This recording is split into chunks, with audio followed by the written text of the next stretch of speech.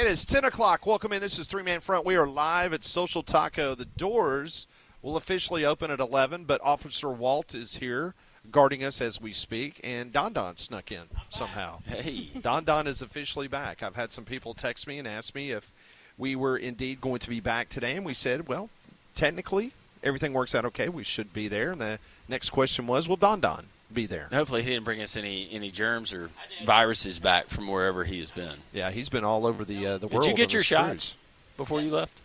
He did. Oh, wow. Upon return as well? That's good. Oh, no, not return. Okay. Not his return. Well, you don't want me to say it on the air. I got one in mind. I Hey. didn't do nothing wrong. Okay. Yeah, okay. I set a record for meeting the most people on a boat, though. Okay. All right. All right. That does not surprise me. Yep. Yeah, we'll hear more from that later. Welcome into Social Taco. The doors are going to open, as Pat mentioned, at 11 o'clock. It's Taco Tuesday, mix and match, and dollar cerveza if you so choose. Mike Griffith is scheduled to be with us in just a couple of minutes from the AJC, DogNation.com. And the 11 o'clock hour, Ira Chaffel, one of the good friends of ours, he covers the Florida State Seminoles for War Chant Illustrated. He will join the program. We'll get his thoughts on this upcoming game. Ira is extremely honest, and he knows the program as well as anybody in Tallahassee, so we'll get his thoughts on the game upcoming. And Dimitri Ravenos will join us in the 1 o'clock hour from SEC Unfiltered. Has some thoughts on Lee Corso's final broadcast coming up this weekend. But we start the program, a disturbing story that came out yesterday afternoon, and this could affect a good many Auburn fans across the Southland. And it's the fact that YouTube TV has confirmed that it's in active negotiations with Fox TV over a new contract. If the companies can't reach an agreement by Wednesday, Friday night's Auburn-Baylor game, and, of course, Saturday's Texas-Ohio State matchup may be unavailable for those that subscribe to YouTube TV. If no agreement is reached long-term, YouTube will give you a $10 credit. Hey. So Thanks. you don't get to watch the Auburn game, but, hey, you get $10. Well, it might be a blessing in disguise because Auburn fans will not have to listen to RG3 on the broadcast. That is true. That is very true. Conrad and I went through this a couple years ago, and I know you guys were making fun of me and Conrad because we had DirecTV and you guys had YouTube TV. So now it seems like you guys are potentially going to be held hostage this week. Oh, I have the antenna Well, that's good. for backup situations just like this when we have squabbles, unnecessary squabbles with networks and providers. I've got the old antenna that I hook up, and I will be able to watch with RG3 muted. Well, Conrad went ahead and reached out to Felipe in Guatemala. I thought it was Oh, Lupe. y'all are going to be in great hands. Don't you worry. Conrad reached out to him and said, hey, listen, we got two showmates, Molly and Landrum.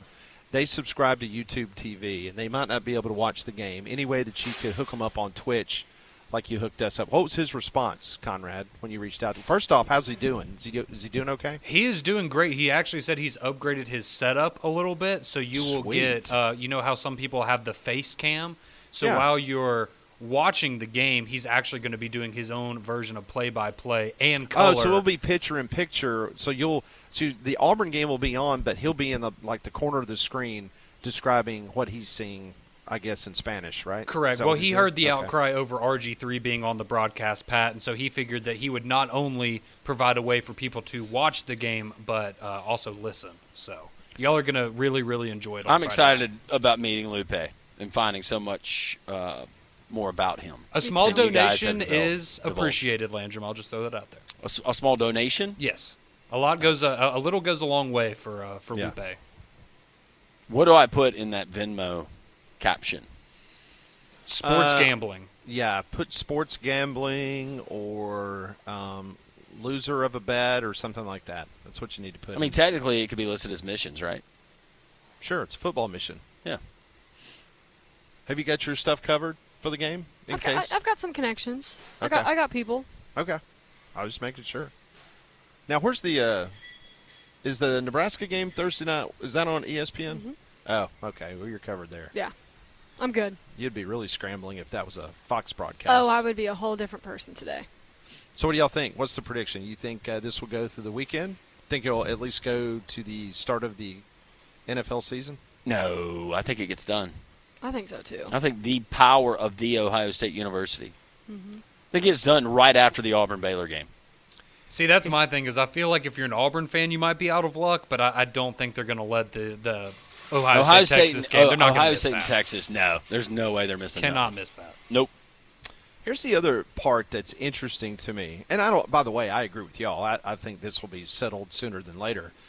But knowing that YouTube TV or Google that owns YouTube, that they have the Sunday ticket package for the NFL, what if this thing does stretch out into the NFL season? Does that mean that Fox will not provide their broadcasts to Sunday Direct Ticket? I don't know. Well, Does Tom Brady still get paid the amount of money that he's owed? Well, YouTube TV has 9 million subscribers nationwide. DirecTV has 12 million. So when that was going on a couple years ago with DirecTV, of course, at that time DirecTV was owned by AT&T. So yeah, that was a little bit. DirecTV has been sold to someone else, so AT&T no longer owns it. So that's interesting about the whole Google situation and them owning the Sunday ticket. I wonder what percentage of DirecTV customers are still hardwired like you. Well, Conrad is. Okay. So that's at least two of you guys. Yeah.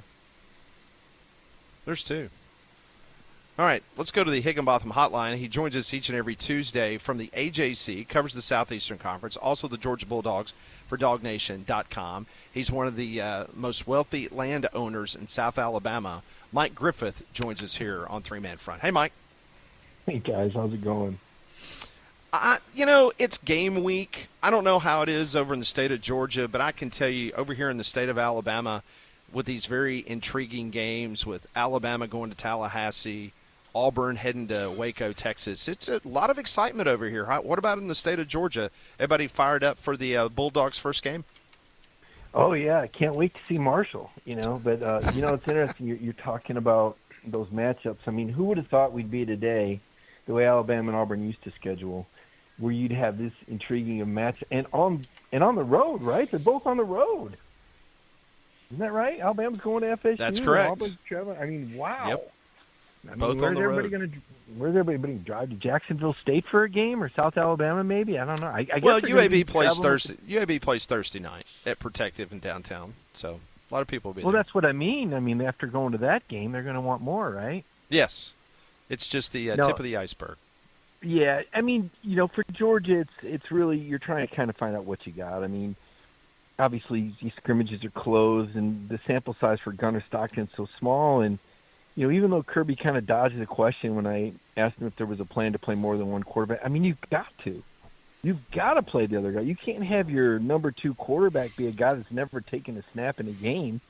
I mean, I feel like they have to play 2 quarterbacks. And then what do they do when the guy comes in there? Does he hand off? No, I don't think you can do that. I think you got to let the guy throw, and if the guy looks really good and Gunnar doesn't, then what? So, because, okay, you play at Tennessee – that's a game Georgia should win with just adequate play, but then you got Alabama. And, Kalen DeBoer coached him up last year. I mean, I thought Alabama's coaching staff outcoached Georgia. I mean, part of it was, yes, Georgia's receiver dropped a deep pass on the opening drive, could have answered the score. Yes, Georgia receiver misread an audible, led to an interception that led to an Alabama score.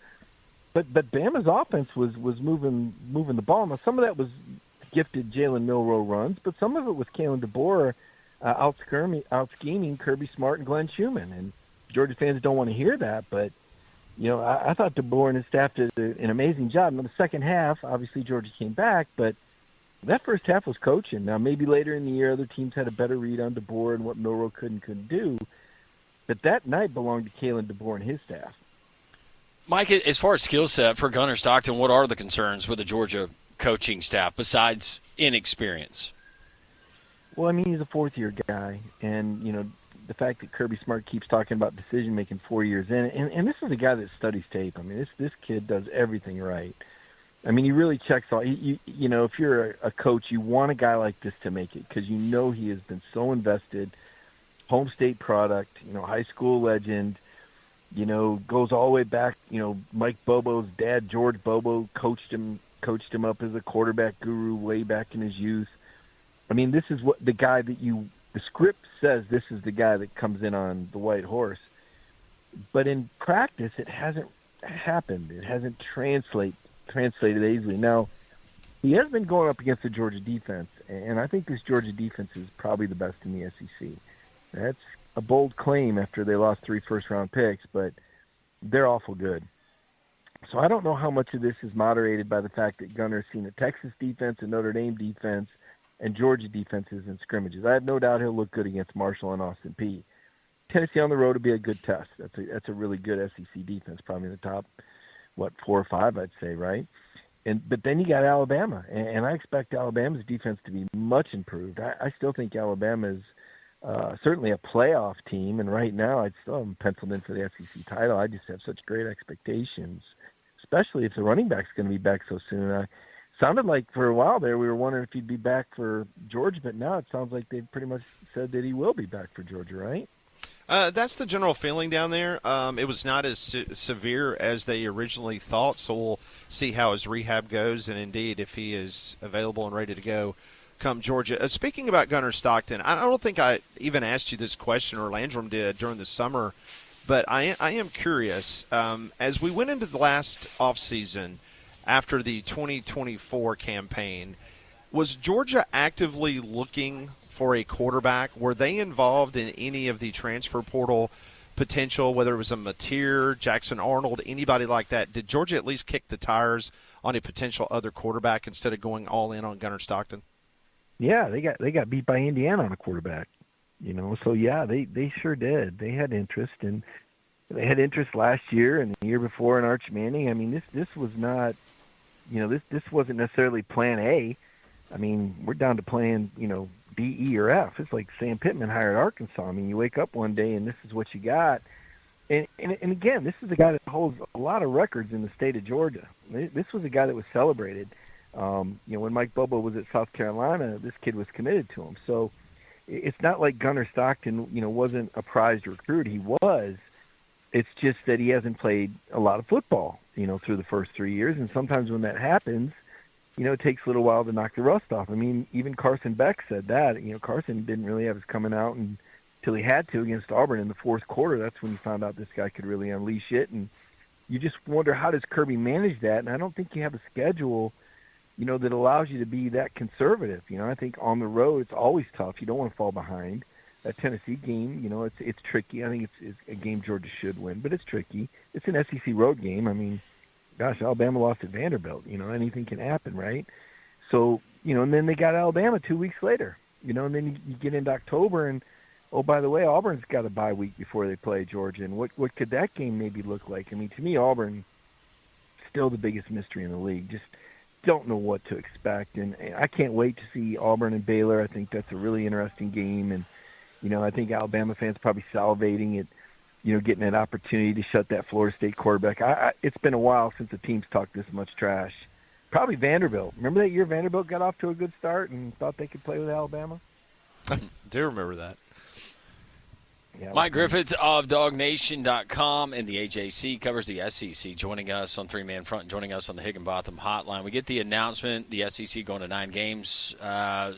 Greg Sankey, I believe, saying and paraphrasing that was encouraged, or at least brought about, at least in part, by the enhanced metric used by the College Football Playoff Committee for this upcoming season with the strength of record. How convinced are you that will weigh heavily or be more weighted this season when they're evaluating those teams at the end?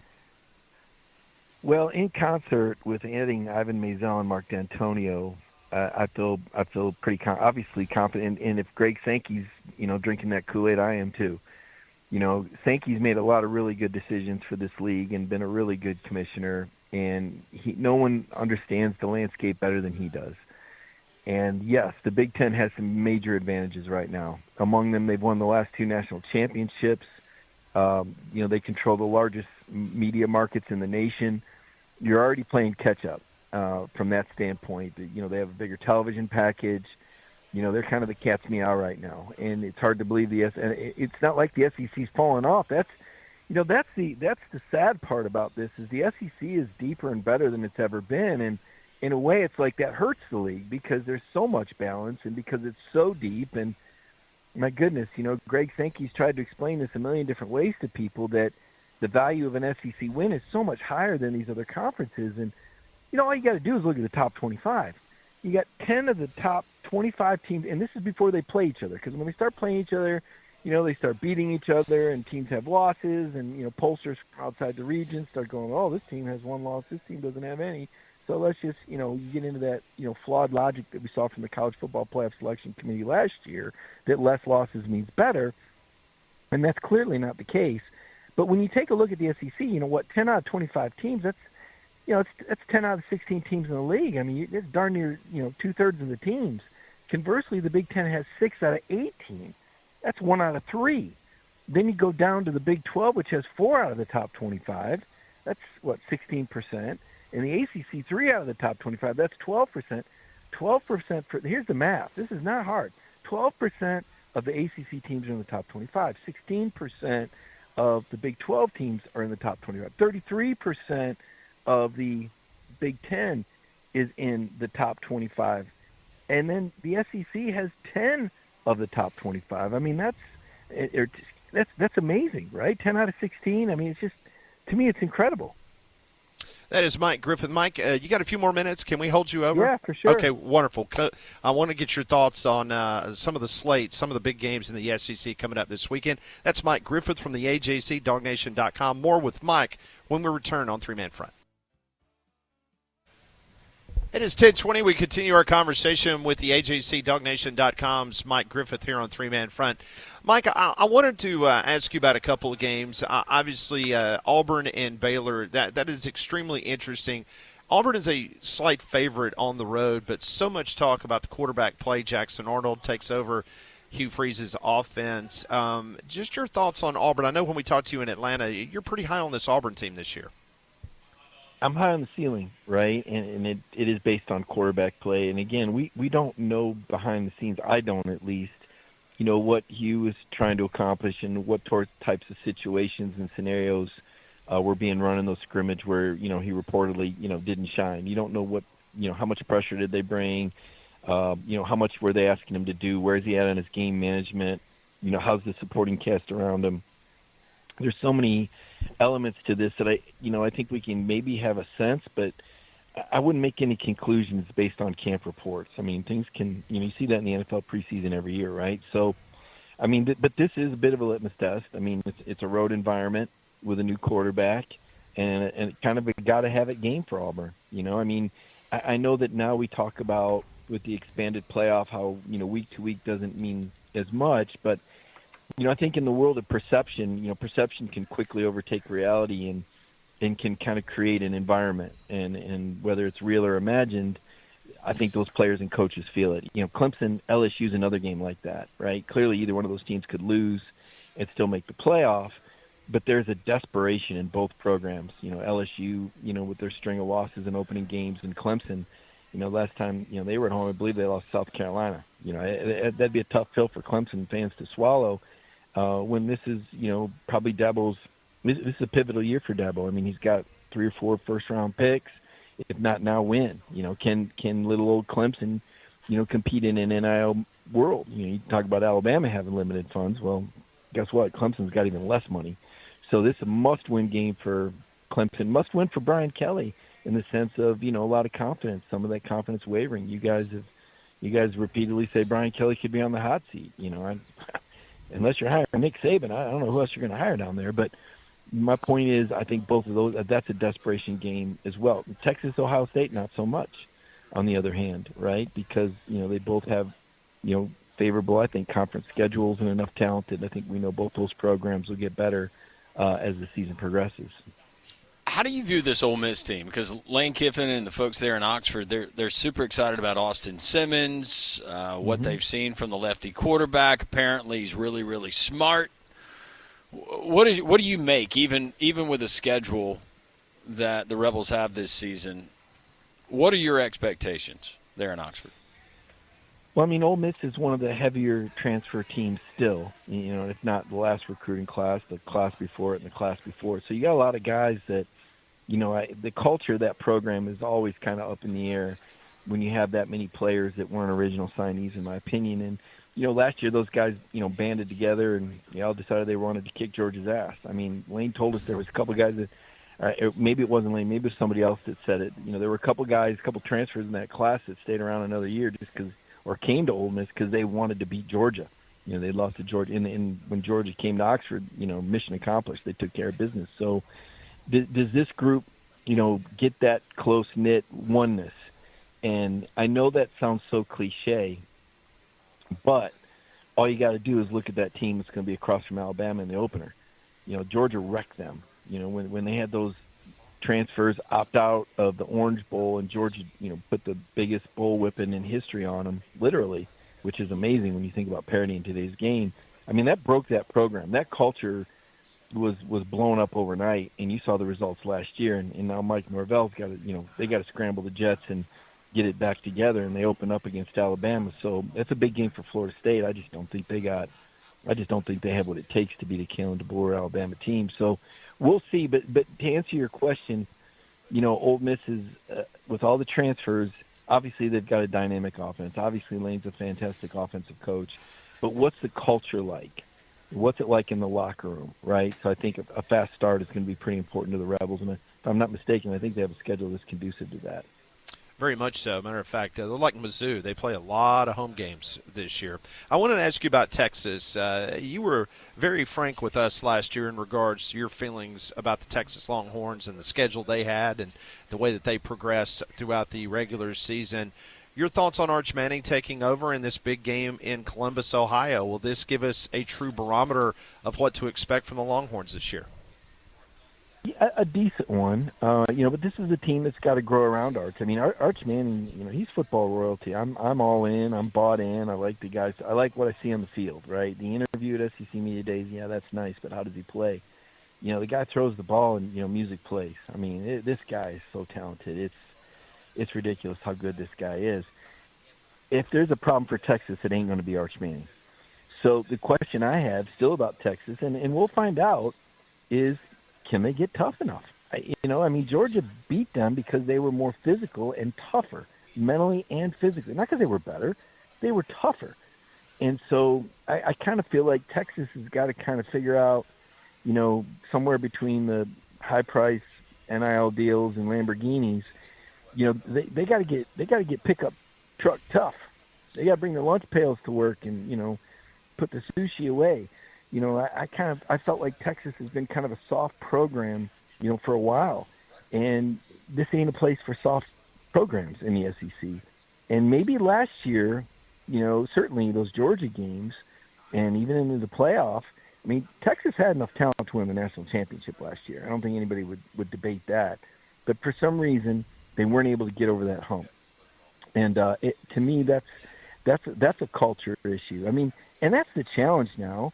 Is now that you've introduced NIL with the unintended consequences, and a lot of times players are being rewarded before they've actually earned the money, do they stay hungry?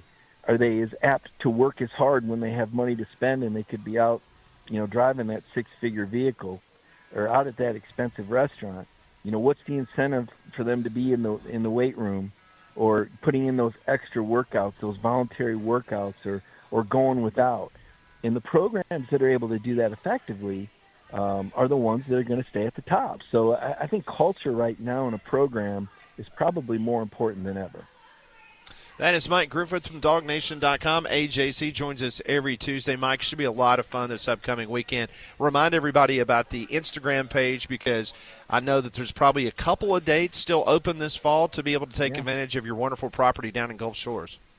Yeah. So we got a couple weeks that are still open in September. A couple weeks been booked, of course, and and I think we got some time in October. And anybody that listens, I've said this before, we offer the 25%, right off the rates. If they let me know with an Instagram message to @GulfShoresGetawayAL, if they send a message or contact you guys and let me know they're interested, let me know they're WJOX listeners, I'll take that 25% right off the cost and figure something out with them. But all reports from everybody's enjoyed it. I mean, still 5-star ratings across the board, and weather's been nice down there. So I haven't even had a chance to go down there. It's been pretty much booked up all summer and most every week of the fall. But we do have some openings now in September and October if people are interested in a property that sleeps up to 10. Couple families Yep. go down there for a football weekend, and flat screens in every room, free wireless, good stuff. 60 yards from the beach. Not a bad way to spend a weekend.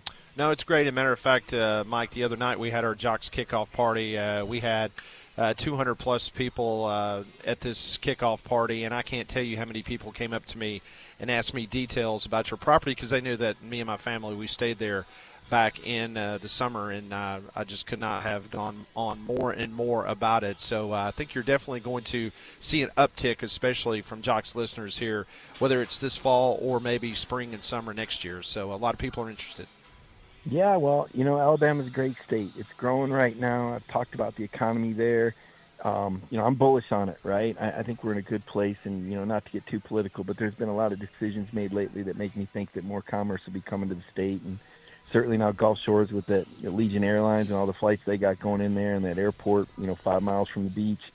A lot of good things going on down there. So a lot to be excited about in the state of Alabama this season. Football season, beach season, and I believe economy-wise.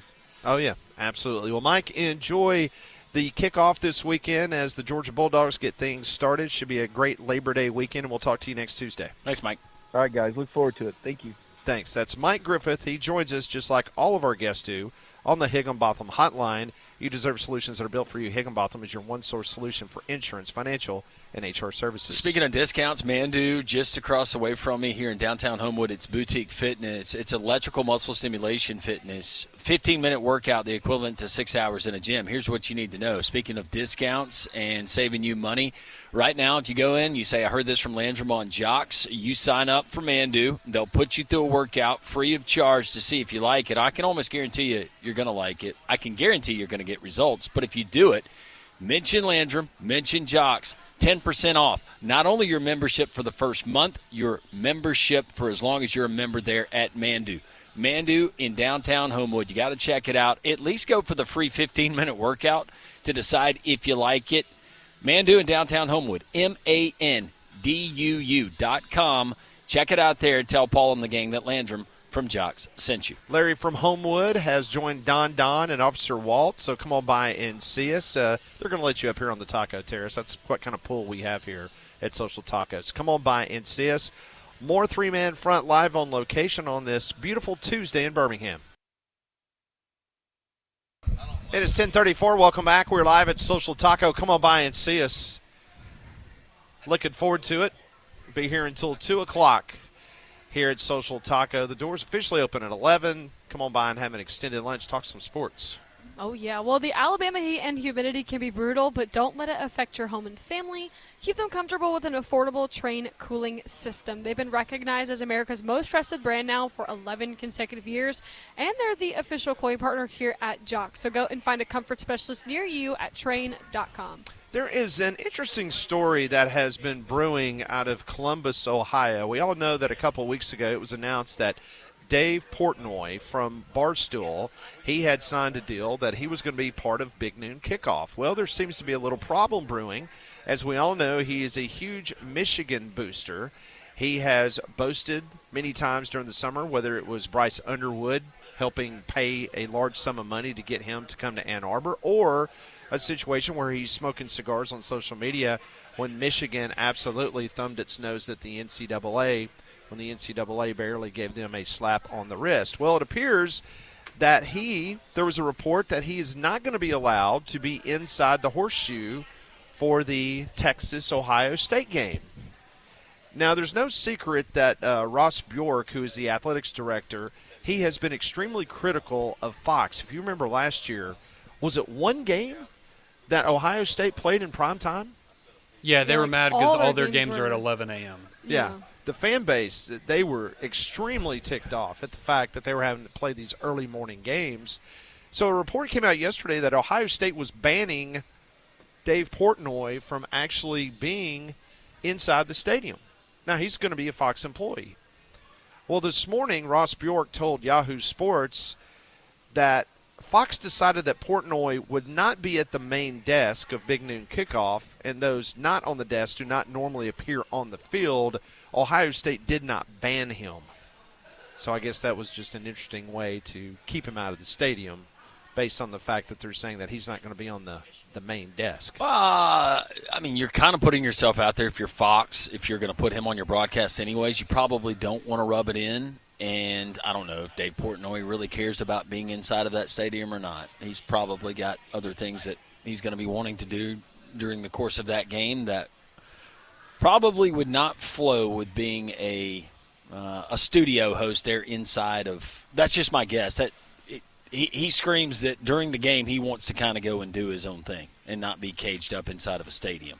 But that's good that Bjork came out and cleared the air because it looks kind of petty. Yeah, I think that was the thing that that Portnoy was probably going to absolutely bask in is the fact that, okay, once again, the team down south in Columbus, Ohio, they don't want a Michigan man to be inside the stadium. Because Roger Goodell in the NFL, they did ban him, right? Well, and I was about to say, and he had a field day with that, and it honestly probably helped his image more than anything. And so, yeah, if you're the Big Ten or Ohio State, you don't want to repeat of that. Another story that I just saw a few moments ago, that former South Florida head coach Jim Leavitt, who turned down the Alabama job. Alabama offered him the head coaching position, and he turned it down. Yep. To stay at South Florida. They were booming back then, Pat. They were. They were a top 4, top 5 program based on the ratings during that year. He has been arrested down in Pinellas County.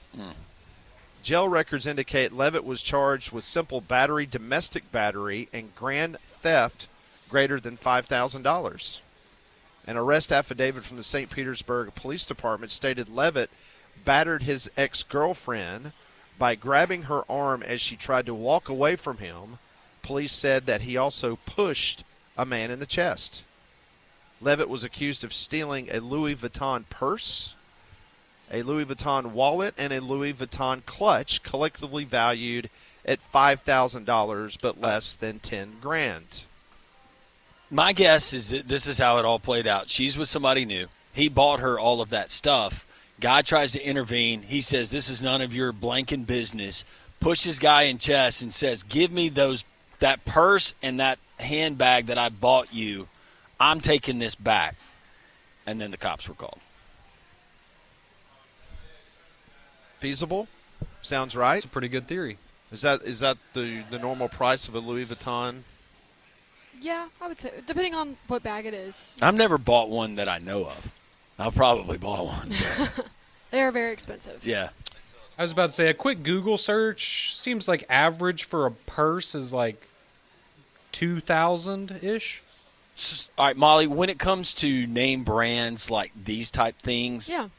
Louis Vuitton, and then who else is up there? I would say probably like a Louis, maybe a Gucci. Okay. Chanel's usually more expensive than the two. Chanel is? Yes. All What Those about are like Prada? Is Prada more Prada's expensive? probably like Louis Gucci price, I would say. What would be like that knockdown, the next level maybe down? Maybe like a Coach bag. Okay. But Coach bags have gotten expensive. I'm not even gonna lie. I'll probably put them.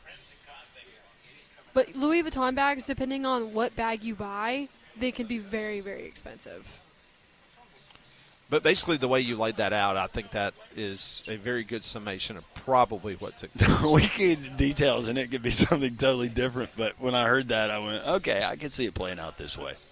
Well, that stinks.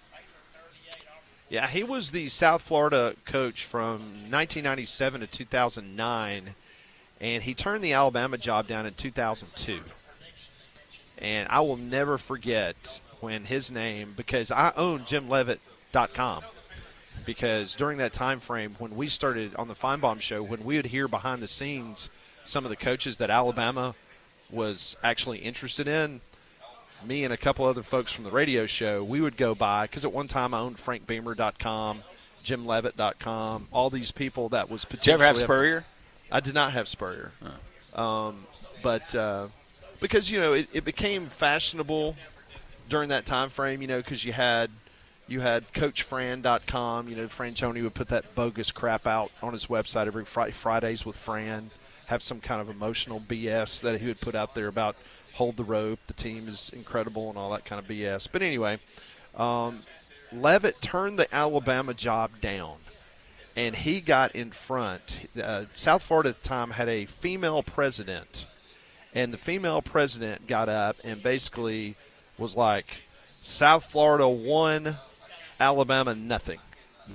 Just like, and it just made Alabama look so bad because the head football coach of South Florida turned down the University of Alabama.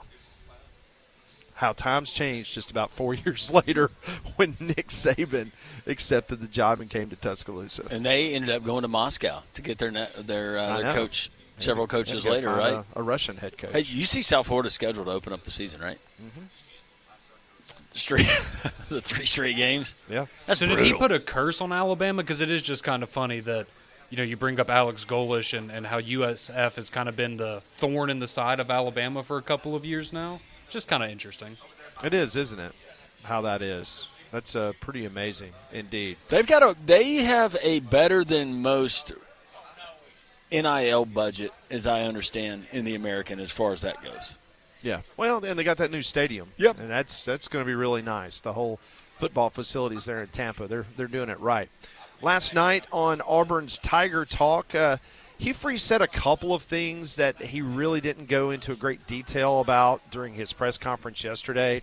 A couple of the notes that I highlighted was, one, this Alex McPherson condition, that's obviously a lot more serious than we had heard about. I mean, he's had a great fall camp, but obviously something has flared up again.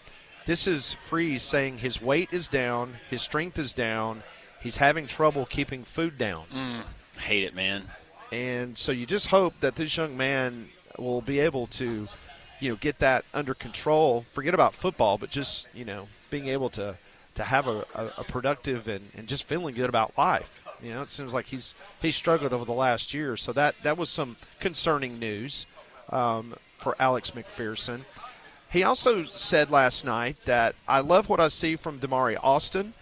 I think it's time for him to shine. Also, he was asked during the broadcast the biggest surprise in fall camp. He said the cornerback transfer from Tulane, Rayshawn Pleasant, says he can play nickel or corner. And then the other thing that I made a note of, he mentioned that Horatio Fields, wide receiver, has become a father-like leader in the wide receiver room. Yeah, Horatio Fields, that guy that everybody kind of forgets about. You think about Eric Singleton and coming through the portal, and Singleton, he's as good as advertised. But Horatio Fields, he did some pretty good things in his career at Wake Forest, and maybe that other option that Jackson Arnold, whoever's playing quarterback, has to go to when everybody's paying so much attention to Singleton and Cam Coleman. Yeah, and this will be the only opportunity for the rest of the week for any media to have a conversation with any Auburn players. They're practicing this morning at 9:45. They're going to break a little bit before lunch, around 11:45. There will be selected players available for the media. Hugh Freeze and Kalen DeBoer, they will do the SEC teleconference tomorrow morning. But then everything is off limits for Auburn the rest of the week. The only next time you will hear anything from Auburn will be postgame on Friday night. So today's practice, there's an open viewing window for media this morning. Meanwhile, Alabama, there will not be. There'll be selected players at Alabama that will be available for the media later this morning, but no practice viewing. So kind of tightening things up both places. Yep. And one of our listeners had texted in on the text line and talking about that Auburn-Baylor matchup, and I know we're going to talk more about it. Is it still 2.5 Auburn? Is that still the Vegas point spread? Let me take a little gander here. But this listener texts in and says, why aren't more people talking about Auburn's O-line versus Baylor? 278 starts, among them first in the SEC and seventh in the country. Auburn 35-17. That offensive line, that is something that I know the coaching staff and a lot of Auburn fans feel a lot better about heading into this season than they have a lot of seasons in recent memory of having that experience, whether it's Murphy, the transfer from USC at tackle, whether it's Chaplin, the talented tackle from Virginia Tech, Connor Lew, and others. You've got a lot of experience, and they finally feel like they've got an offensive line that can protect, that can pave a way for the running game, and barring injury, that should be one of the strengths of this Auburn team heading into the season. So that'll be interesting to see how they match up against that Baylor, especially that Baylor front, and what Dave Aranda throws at them. Folks already making their way up here on the Taco Terrace. Hope to see you come by and join us. This is three-man front on Jocks. It is 10 minutes in front of the hour. Welcome back in. This is three-man front on Jocks. Pat, Landrum, Molly, we're live on location. Social Taco. Conrad will be joining us a little bit later out here at the Taco Terrace.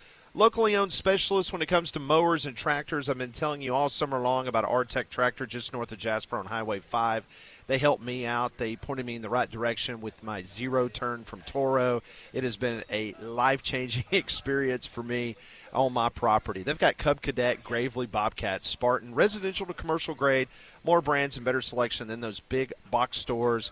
How about tractor brands? Mahindra, Bobcat, everything from large home acreage, small homesteads to large farms. How about a hunting plot that could take care of you there too? Knowledgeable sales department. They're going to advise you on your purchase. Expert service department, large selection of heavy equipment. Jeremy, Greg, and the guys, they're going to take care of you just like they took care of me. I cannot recommend anyone higher than I can R-Tech Tractor. Visit them online at rtechtractor.com, just north of Jasper on Highway 5.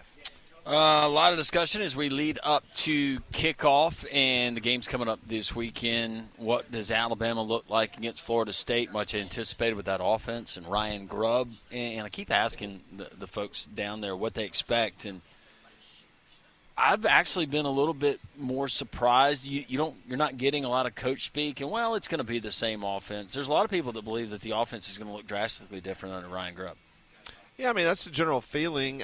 They felt really good about where they were in the spring and what happened in the summertime with Ty Simpson, that Ty really took the next step forward. And the quarterbacks behind him, whether it's Austin Mack or Keelan Russell, they had good camps as well. But Ty has really outperformed them. He really took the opportunity to make that step up. So they feel really good about that. And the wide receiver room they have, it's going to rival that of what you see at Auburn. I think both wide receiver rooms in both places are going to be highly talked about, not only in the SEC but across college football. Very talented group, very deep on both sides for Auburn and Alabama. So I believe that they think that if the offensive line performs the way that the Pro Football Focus and other people say the offensive line should perform, then it should be a really good year for the receivers, should be a very good year for Ty Simpson. But at all sorts of quarterback position, right? Yeah. With Ty Simpson making mistake or not making the mistakes that we saw from Jalen Milroe a season ago. And I don't think that Ty Simpson has to be a Heisman Trophy quarterback every week. Not at all. Not saying he needs to be a game manager, but I think Ty Simpson just performs within that offense what he's asked to do and not having to feel like he needs to do more, and he should be fine. My favorite comparison that I've seen in the offseason now is, can he be Blake Sims? Can he be that level of a quarterback for Alabama, right? You're not Tua, you're not Bryce Young, you're not even Mac Jones at that point, but very solid, not a game manager like you're saying, Landry, but a guy that can go out there, throw for a little over 3,000 yards and not turn the ball over, right? Get the ball out to your playmakers, and I think we saw, I think it's reasonable to expect that Ty Simpson, a guy that came in as a five-star quarterback, can replicate what Blake Sims, who transitioned from DB to quarterback, could do under Lane Kiffin. Well, I think that's a good comp. If I'm an Alabama fan and I get the result, give me Jake Coker. Give me Greg McElroy in 2009. Give me some of these other if that's what I have of the surrounding pieces, if the defense is gonna play at or above the level of expectation, if your offense, you've got those surrounding parts, then just do what you need to do to help your team win football games, and don't do things that are unnecessary that could lead to losing football games. Yeah, and I think Jake Coker was an outstanding quarterback, but the position that he was in at quarterback, it led him to make smart decisions, and that's the one thing that I've been told that Ty Simpson has done very well, whether it was in spring practice or fall camp, and it's been noted by his head football coach that they have not turned the ball over in fall camp, whether that's the fact that the defense has not lived up to what they need to do and force the turnovers, or the fact that Ty Simpson has made some very smart decisions in regards to where he's throwing the ball as opposed to what Jalen Milroe did. I will say the one caveat with Coker and McElroy is that the year that they won a national championship, they also had a running back that won the Heisman Trophy. So Correct. Certainly, and especially Derrick Henry in 2015. I mean, that was the offense a lot of times. And we'll see. A lot of people are excited about Richard Young. They believe that Richard, when it's all said and done, he's going to fit in really nice, and he's going to do some good things. But as we all know, being a running back, just like Sean Alexander, why Sean Alexander took a long time to get on the field, if you don't pass block and you don't do other things outside of carrying the ball, then you might not have the playing time. When we come back on Three-Man Front, we have an update from viewers of the Auburn practice about Eric Singleton and his potential availability against Baylor. Interesting reports coming out of Auburn. We'll tell you what those are next.